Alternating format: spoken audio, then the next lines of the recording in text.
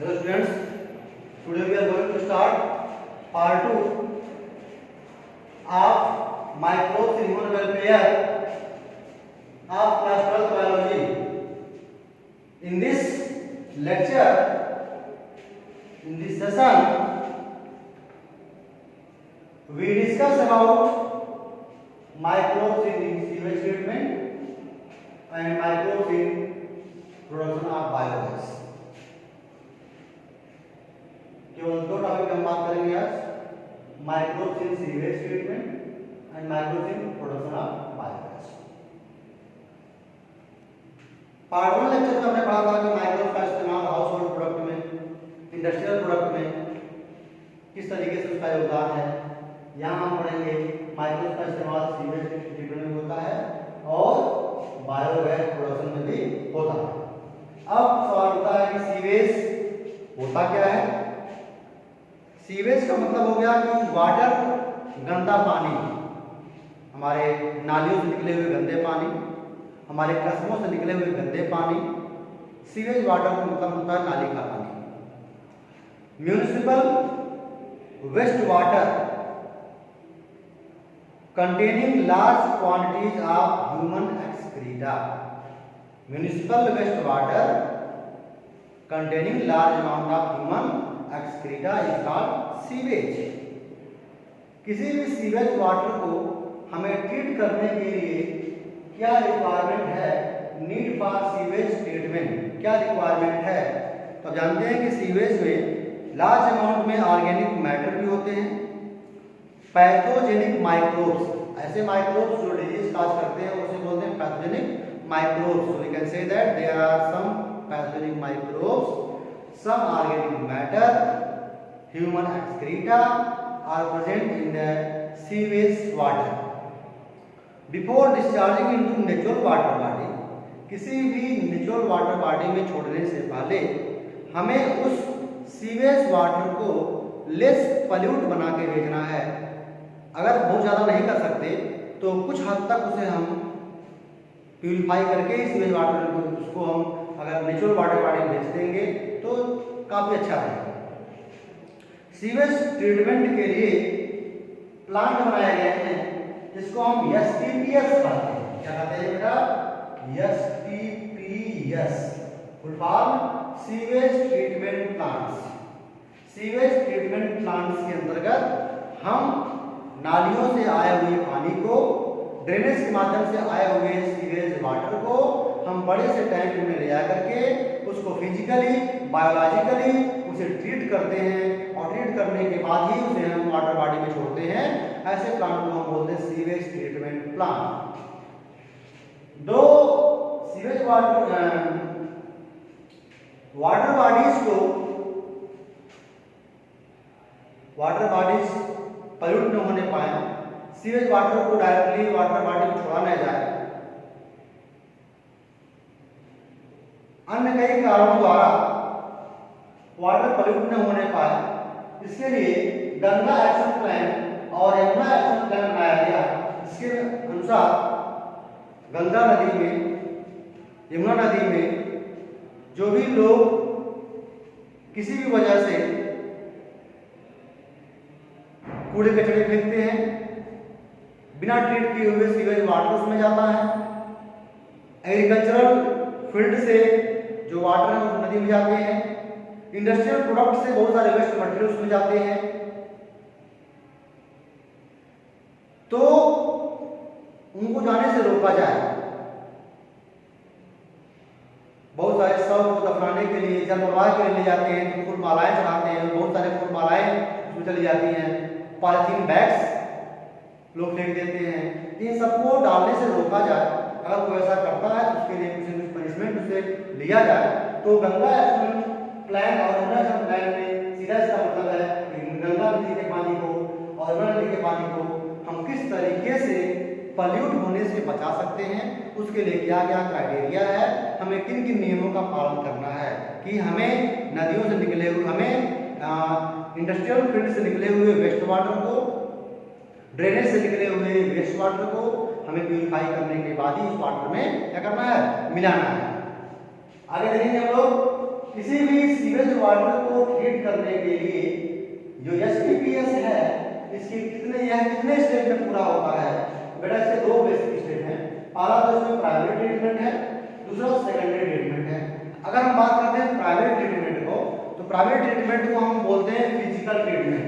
यह एक तरह का बेटा फिजिकल ट्रीटमेंट होता है। फिजिकल ट्रीटमेंट में हम कुछ नहीं करते हैं, बस केवल हमारे कस्बे से, हमारे कॉलोनी से जो पानी बाहर निकलती है वो पतले नली से मोटे नाले में मिलती है, उससे मोटे से और बड़े नाले में मिलती है। उसके बाद वहां पे हम जगह जगह चैम्बर लगा देते हैं, जगह जगह जाली लगा देते हैं, और उस जाली की जो साइज है, पोर साइज, वो अलग अलग होती है।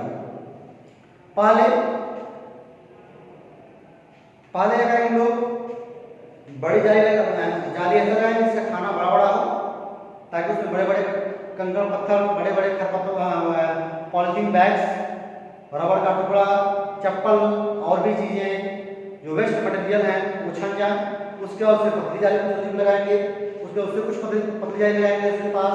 इस तरीके से देखेंगे कि हम कई जगह वायर, कई जगह जो है अलग अलग पोर साइज वाले वायर को नेट को लगा करके हम कंकड़ पत्थर, वेस्ट मटेरियल, यहाँ तक कि हम लेदर के सामान, प्लास्टिक्स, ये सब को हम रोक लेते हैं। लास्ट में जाते जाते हम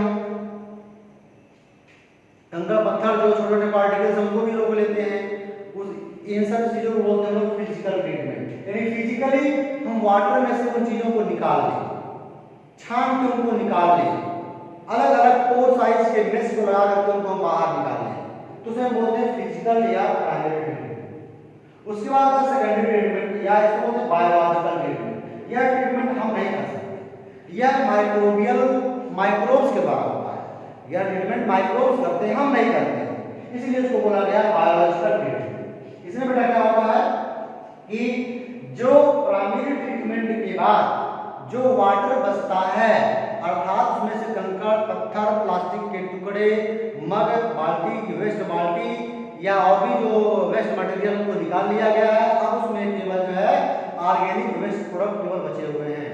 तो उनको सीवेज वाटर को हम प्राइमरी सीवेज ट्रीटमेंट करके उसे हम सेकेंडरी में भेजते हैं। तो सेकेंडरी भेजते हैं तो वह जो वाटर है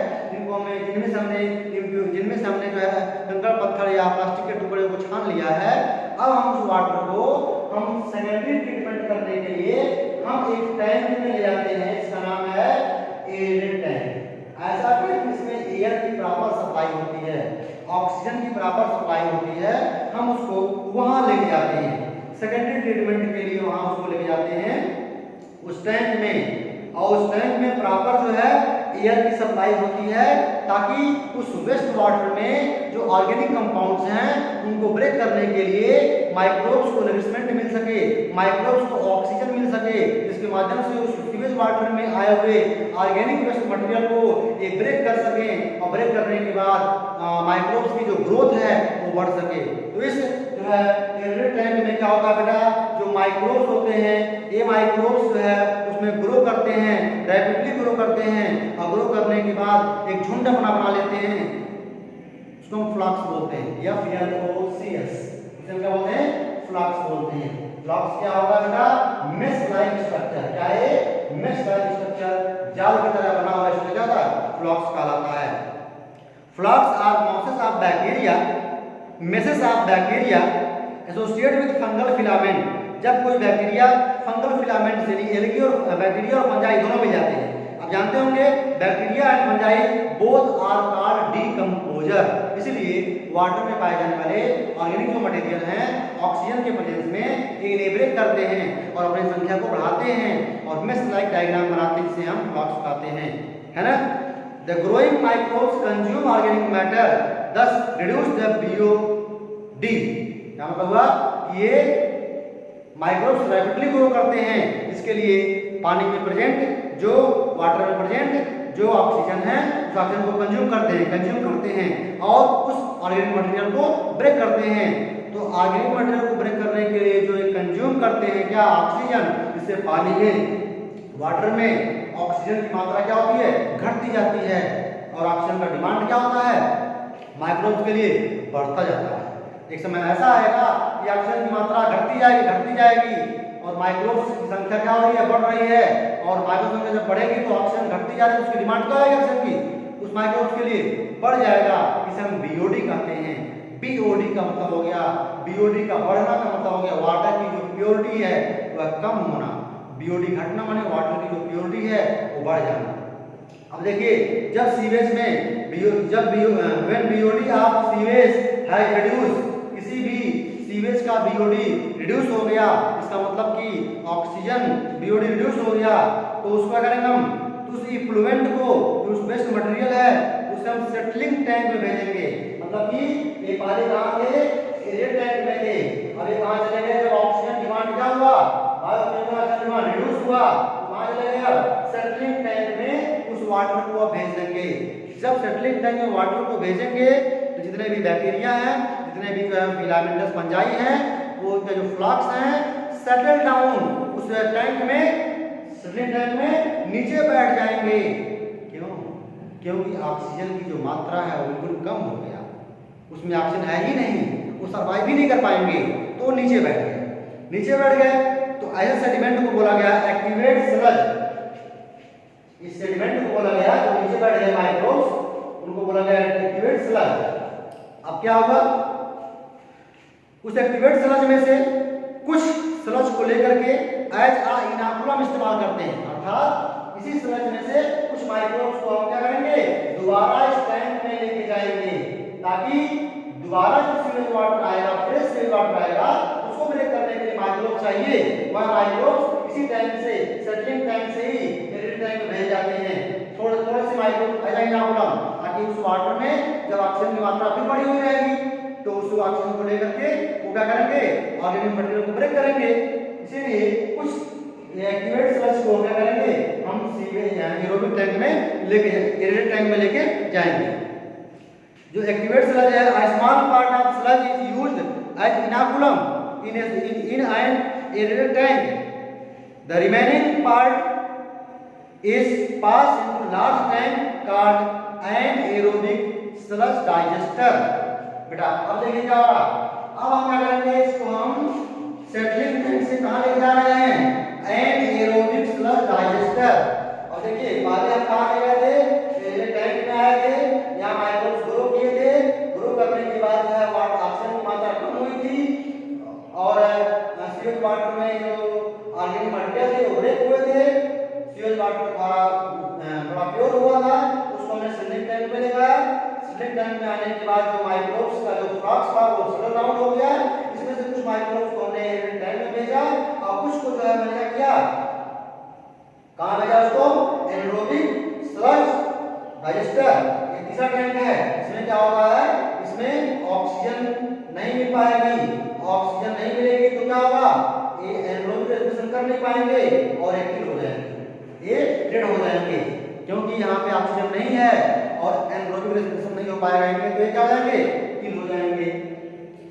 एनारोबिक स्लज ऐसा नाम दिया गया है। In the digester heterotroph microbes anaerobically digest bacteria and fungi in sludge producing mixture of gas। जब ये डेड हो जाएंगे तो गैस का मिक्सचर निकलेगा। कौन कौन से गैस का मिक्सचर होगा इसमें, such as methane, hydrogen sulphide, CO2 which form the biogas। यही बायोगैस बनाएंगे।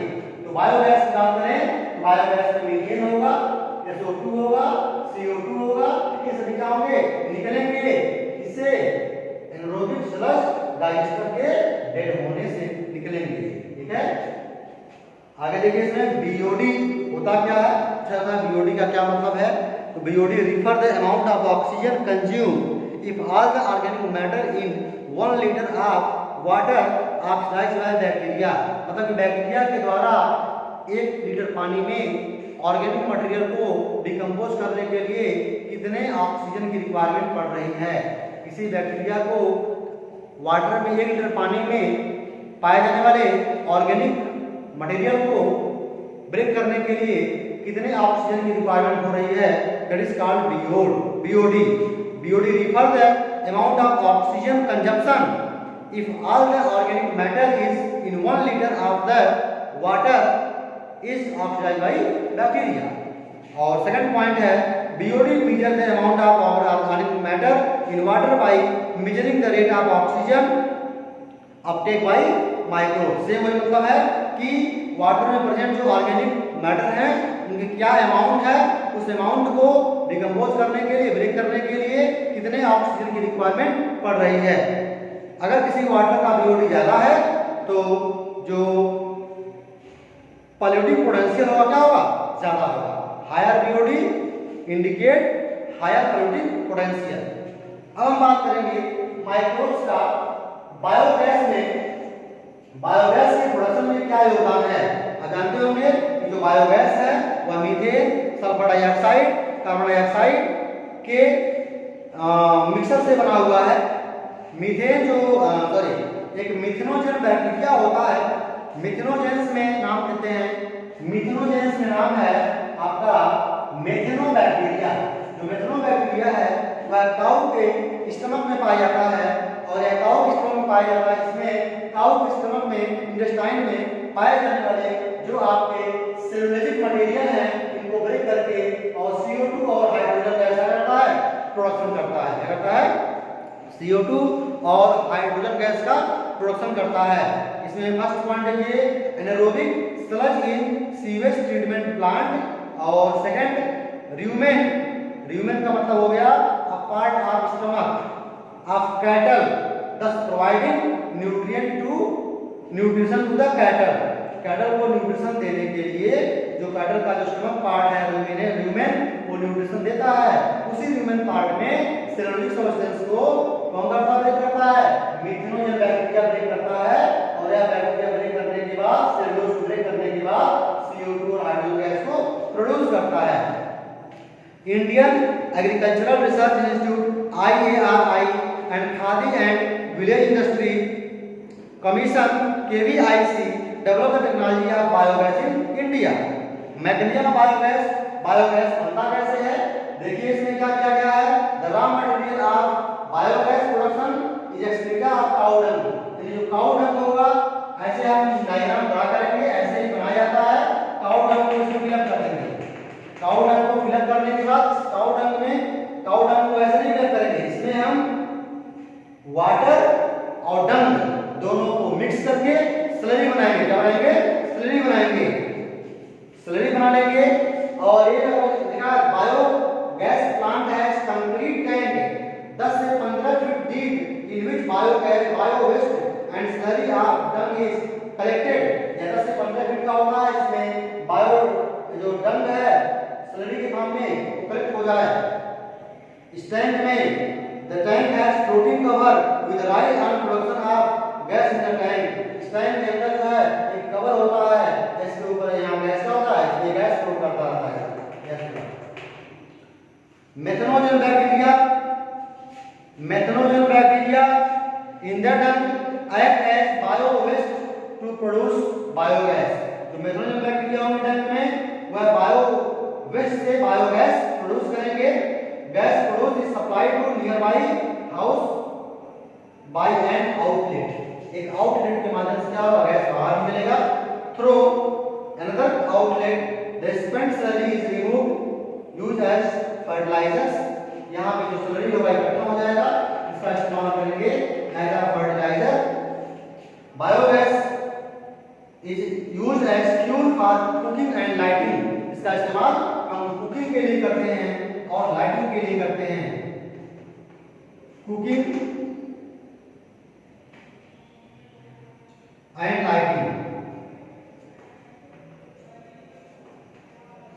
लाइटिंग, इसके लिए क्या करते हैं, यहाँ पे डंग और वाटर को मिक्स करके स्लरी बनाते हैं, और यह स्लरी जो है इसे होते हुए इस टैंक में इकट्ठा होता है। टैंक में इकट्ठा होने के बाद इस गैस जैसे डंग में मेथेनोजेन बैक्टीरिया होगा, उस बैक्टीरिया सेलुलोज को डिकम्पोज करेगा। डिकम्पोज करने के बाद बायोगैस प्रोड्यूस होंगे। बायोगैस में मीथेन, सल्फर डाइऑक्साइड और CO2 निकलेगा। यह CO2 जितने भी गैस होंगे इस पाइप से होते हुए यहाँ बाहर निकल जाएंगे, और जो स्लरी होगा जब भरता जाएगा तो इस रास्ते से क्या होगा,